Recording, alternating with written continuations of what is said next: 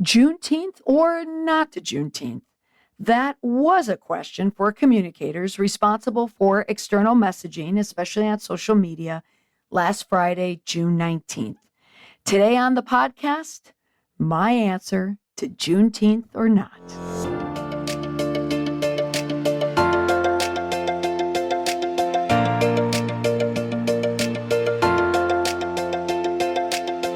All right, last Friday, June 19, 2020, was a day when people were gathered across the country with marches and rallies in celebration of the Juneteenth, the day that marks the death of slavery. Now, on that day as well was a day of countless conversations and emails that I had with people about communicating the Juneteenth. Now, I don't know if you're like me, especially for communicators out there, but it seemed like this day, or the importance of communicating this day, just appeared like out of the blue. I will admit, I did not know the full origin of Juneteenth. I knew it was a day Black people commemorated. I'd certainly heard of it, but I can now say, I am ashamed to say, I never took the time to give it the research it deserved.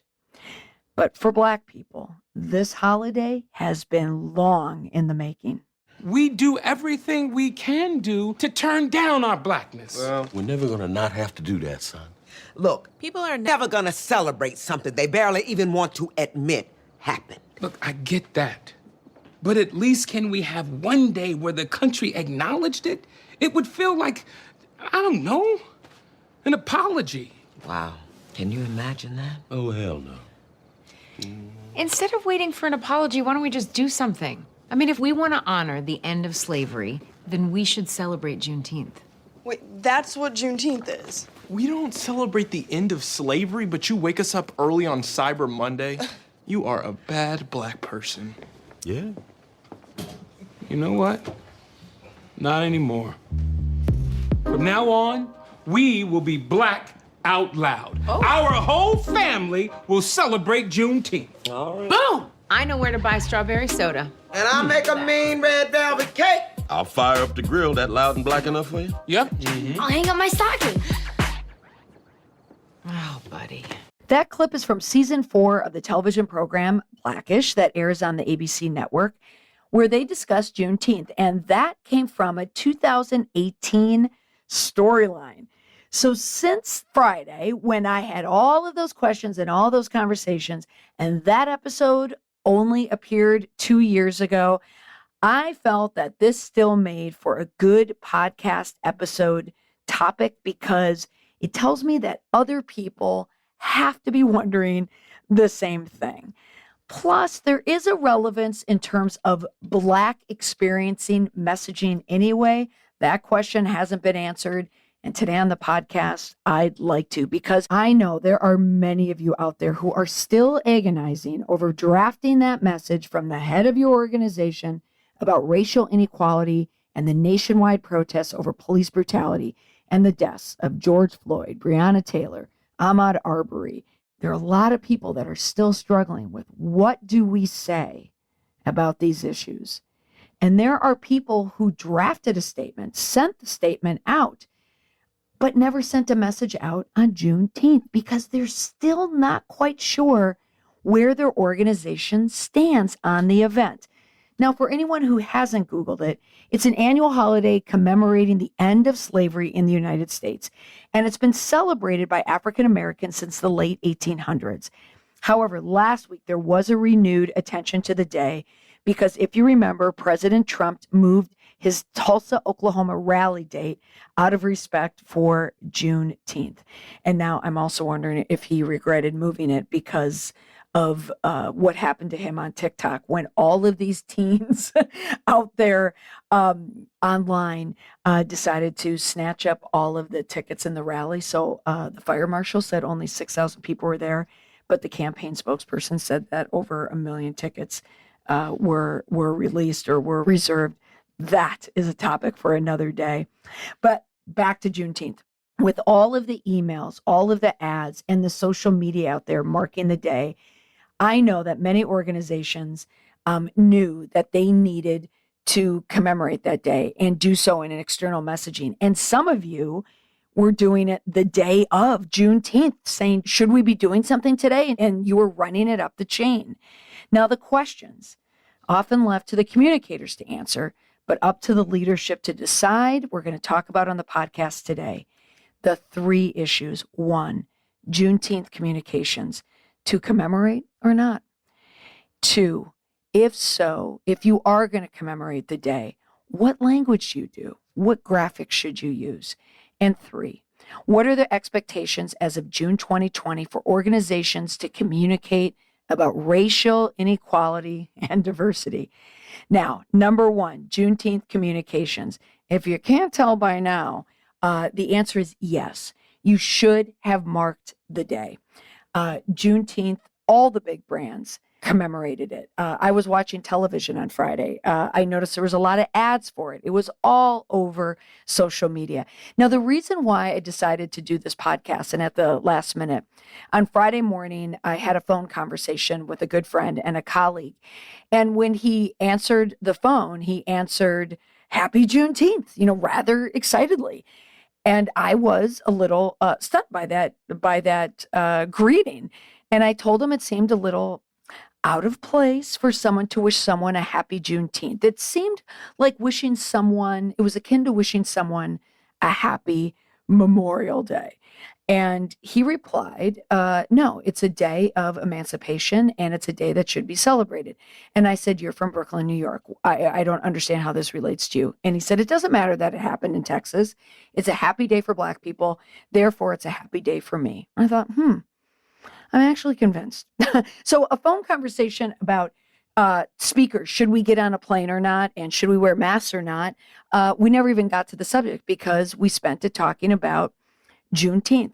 And I am not kidding. My day, in between all the other work that I had to do, was speaking to people about Juneteenth. Every single person I spoke to that day, a colleague or someone work-related, brought up Juneteenth. Do we talk about it or not? And my last call at 6 p.m., it was a long day, the person told me that their communications team had discussed it, they researched it, they brought it to the head of the organization, and the head said, no, I don't feel comfortable doing it. So that's why I created this podcast for today, even though it's a couple days late. So should you be celebrating it? Absolutely. So mark your calendars. If you missed it this year or you did it this year, put it on your calendar, Juneteenth 2021, set it on repeat, and you are going to mark the occasion every single year. But for good social media marketing, of course, you should be doing it in advance on your editorial calendar. Okay, next, number 2. If you are going to do it, we've decided, yes, you should be celebrating it.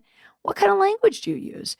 What kind of graphics do you use? Do you use words like celebrate or commemorate? Now, is it a happy day or is it a day of reverence to be marked? What is the sentence structure in your copy, the syntax, the sentiment? Now, when I researched it, it seemed to vary wildly online. Even the graphics used in social media wasn't the same.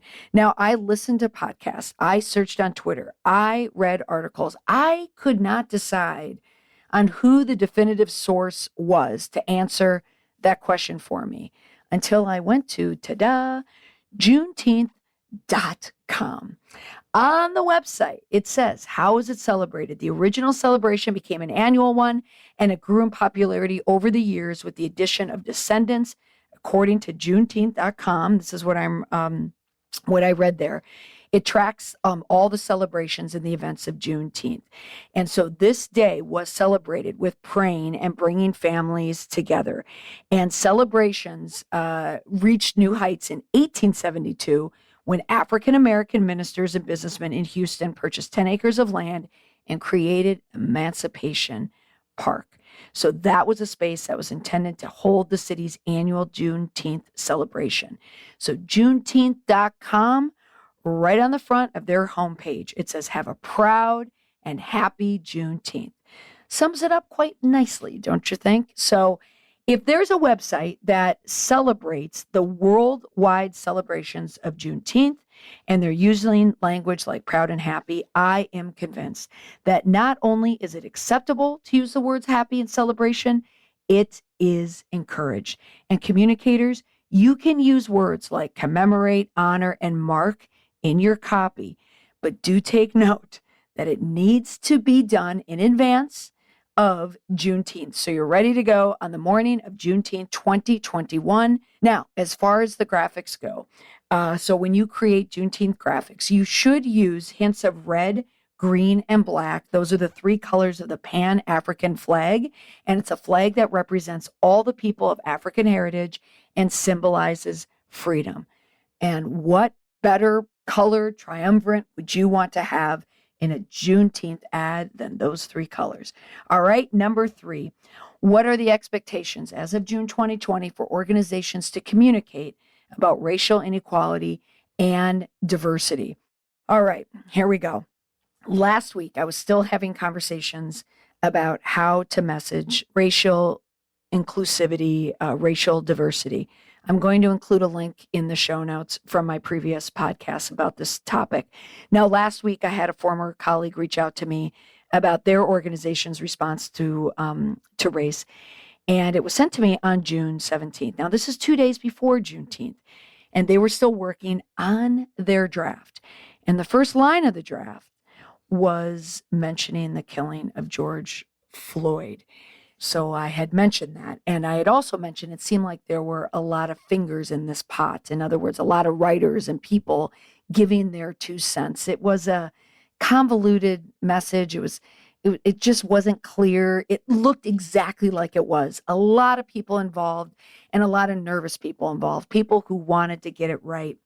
Now, for those of you who have not done your messaging, you have not submitted any messaging whatsoever, you sat on it, you hesitated. I get it, okay? Many of you work for organizations where you never wrote the statement about racial issues because, let's face it, it's not a statement that writes itself.